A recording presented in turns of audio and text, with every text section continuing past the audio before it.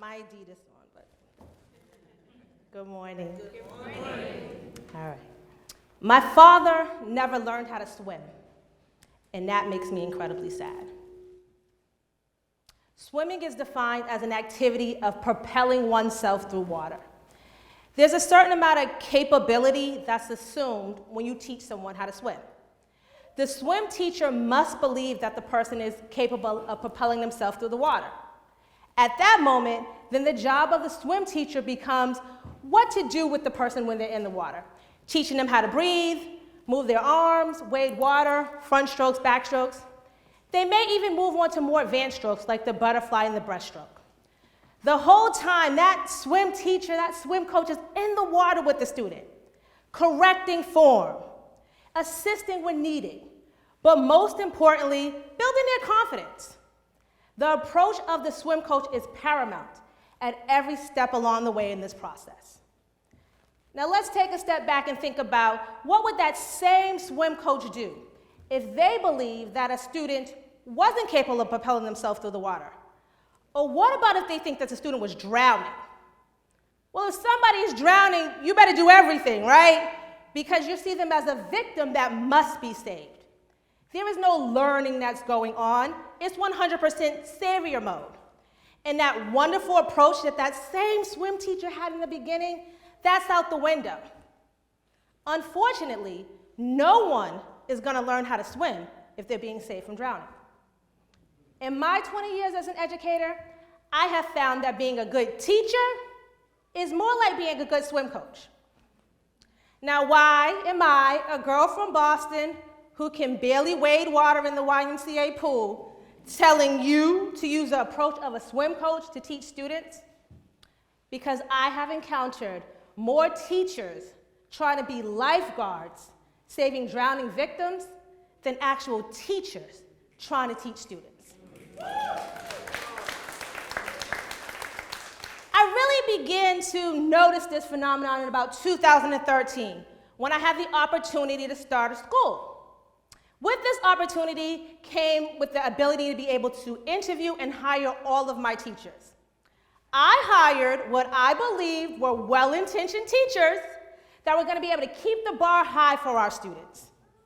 When school actually started, what I saw ahead was a mixed bag of teachers.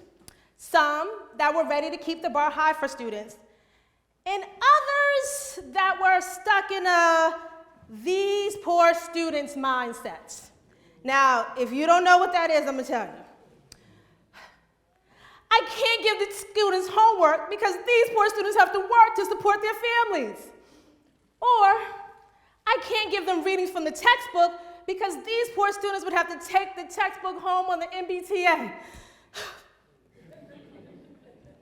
The reality of it is no student wants homework. Mines are right over there. They don't want homework.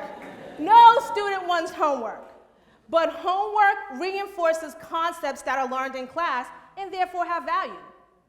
Those same teachers had homework and textbooks, and because of that, they were able to be successful in college.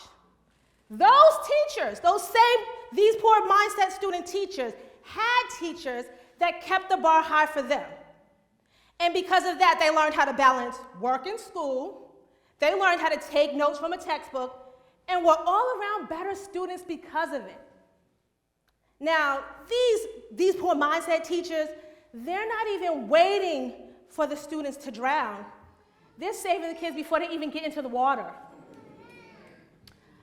I, in my education, have had the opportunity to experience this swim coach style teaching and the lack of it. See, my sister and I went to the same neighborhood school in Dorchester. Shout out to Dorchester. At this school, the majority of the students were black and brown. But there was a small cluster of white students that went to the school, and they were specifically there to take part in the advanced section classes. See, these advanced section classes, what happens is that you have these teachers, and the teachers are able to deem who is worthy of the swim coach style teaching and who's not. And now if you get to be part of the chosen, to be part of this class, you would have the same teacher for the 4th and the 5th grade. And this was so that teacher could truly get to know you and build a program that best supported you. You took a language in the 4th and the 5th grade, parlez-vous français. You were able to go to the geography bee. You had interactive science classes. You wrote a book. And you even got to participate in a game show that aired on PBS. These teachers in the advanced section classes, they were top-notch swim coach teaching, okay? They were trying to get me and my classmates to the academic Olympics. They were fully supporting us, and the classes were rigorous. This is where I truly learned how to propel myself through the school system. Now, at that same school, right across the hall, there was another group of 4th and 5th graders. These 4th and 5th graders never took a language, didn't go to the geography bee, and the only field trip I ever saw them go on was to the Franklin Park Zoo. My big sister was in those classes. One day, sitting at my mother's kitchen table, reminiscing as we often do, I started talking about my 4th and my 5th grade experience at this neighborhood school. As I so lovingly talked about this experience, my sister had to stop me and say, did we even go to the same school? See, her experience with her teachers were very different from mine. Now, it's not because the school had changed so much from her year to my year. In fact, they were running pretty much the same programming. It was because my teachers, well, they kept the bar high for me, and they had rigorous classes for me because they believed that I was special, right? But the problem is, I was no more special than my sister. I was no more special than my sister. I was no more deserving of a challenging academic experience than my sister was. There was absolutely no reason that I was learning the breaststroke and the butterfly, and my sister was sitting poolside. Now, my sister did graduate from college, and she was able to start her own business. But she largely had to teach herself how to swim, which resulted in her briefly having to leave college before she graduated. As I tell you about my sister and her educational journey, it does have a happy ending. But my dad, he never learned how to swim, and that makes me incredibly sad. My father was one of the smartest people I ever met. If he was born in modern-day Boston instead of 1950s Hertford, North Carolina, he would have been an engineer. My dad could fix anything, and I often tested that theory by breaking most things I owned, including crashing 5 cars in 6 years, all repaired in my dad's driveway, and keep your opinion about my driving to yourself. Yes. You see, my dad grew up really poor, and he was pushed through school, but he was never educated. I was in the 1st or the 2nd grade when I realized that my dad couldn't read or write. My dad, who could do anything, couldn't read or write. He couldn't do what I could do at 6 or 7. So you hear me when I tell you, a well-intentioned teacher is not enough. As I share these stories with you, I'm gonna keep it 100% real, because we're in Roxbury. I may have identified the problem, I may even have put a name to it, but I can offer you no solutions. I don't know the 5 things that every educator can do and make sure that their teachers are swim coach style teaching by May. Tell you the truth, I'm still struggling with that same problem.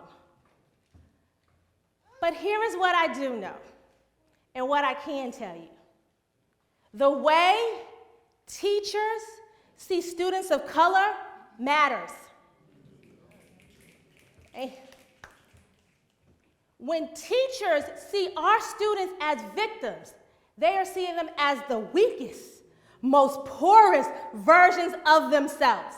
And no one wants to be seen like that. Our students are not victims. They deserve the opportunity to swim. So it's up to us community members, us parents, us educators, us humans, to make sure that our young people are not seen as victims, as students that are unable, or students that are can'ts. Our students are cans. Our students are must. Our students are wills. They can achieve when given the proper instruction and support. They must achieve to make the much needed change that we need to see in this world. And they will swim laps around any pool when given the opportunity. I know, I've seen it. You see, my dad never learned how to swim. But his daughter has been blessed to be a top-notch swim coach.